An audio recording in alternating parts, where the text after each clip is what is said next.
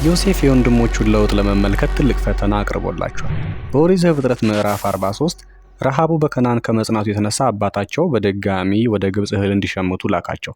ነገር ግን ከዚህ በፊት ዮሴፍ እንደነገራቸው ብንያምን ይዘው ካልሄዱ በስተቀር ወደ ግብጽ እንዳይገቡና እህል መሸመት እንደማይችሉ ከነገሩት በኋላ ብንያምን እንዲሰጣቸው ጠየቁት። አባታቸው ግን ከዚህ በፊት ዮሴፍን አጥቼዋለሁ፣ በድጋሚ ብንያምን አላጣም ብሎ ከለከላቸው። ይሁዳም በዚህ ሰዓት ቀረብ ብሎ ወደ አባቱ ራሱ ዋስ ሆኖ ብንያምን ይዞ ካልመጣ በስተቀር ለዘላለም ከአባቱ ጋር እንዲቆራረጥና ጠላት እንደሆነ ያዕቆብ እንዲያስብ አደረገ። ይህ እንግዲህ ያዕቆብ ልጆቹን በሚመርቅበት ጊዜ ይሁዳ ሳይመረቅ ቀርቶ መጨረሻ ከበረከቱ እንደሚወጣ የሚያመለክት መደራደሪያ ነጥብ ነው። ከዚህ በኋላ እንግዲህ ብንያምን ሰጥቷቸው እነሱም ወደ ግብጽ በደረሱ ሰዓት ዮሴፍ ታላቅ ግብዣን አድርጎ ወንድሞቹን ተቀብሏቸዋል። ታዲያ ዮሴፍ የወንድሞቹን ለውጥ ለመመልከት በተርታ ካስቀመጣቸው በኋላ ማዕድን ባቀረበላቸው ጊዜ ለወንድሙ ለብንያም ለነሱ ከሰጣቸው 5 እጥፍ የበለጠ ይሰጠው ነበረ።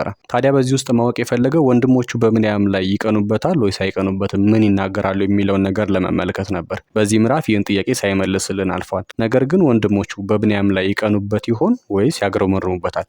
ወይስ ደግሞ ፈተናውን አልፎ በሰላም በግብጽ እህላቸውን ሸምተው ይመለሱ ይሆን?